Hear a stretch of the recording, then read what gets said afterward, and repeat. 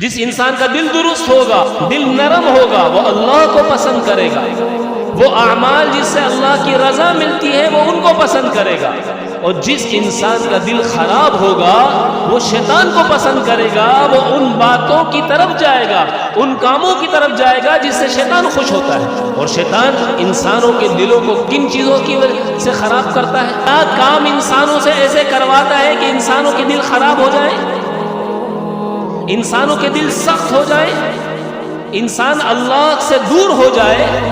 وہ کون کون سے کام ہیں؟ نمبر 1، سب سے پہلا کام جو شیطان انسان سے کراتا ہے، کثرت سے باتیں کرنا۔ جو آدمی زیادہ بولتا ہے اس کا دل سخت ہوتا ہے، وہ اللہ کا ذکر نہیں کرتا، وہ غفلت والے میں وقت گزارتا ہے۔ اور ذکر کرنے والے کا دل بھی نرم ہوتا ہے، وہ اللہ کے بھی نزدیک ہوتا ہے۔ دل بڑا سخت ہے، قرآن کی بات، دین کی بات اثر نہیں کرے گی کیونکہ اس کا دل سخت ہو چکا ہے۔ ثم قست قلوبكم من بعد ذلك فهي كالحجارة او اشد قسوة۔ یہ تمہارا دل ہے کہ پتھر ہے؟ یہ تو پتھروں سے بھی زیادہ گیا گزرا ہے۔ اللہ کی یاد میں اپنی زبان کو تر و تازہ رکھنے والے کا دل نرم رہتا ہے، اور جس کا دل نرم ہوتا ہے اس کے دل کے اندر سکون بھی ہوتا ہے، اطمینان بھی ہوتا ہے، لوگوں کا احساس بھی ہوتا ہے۔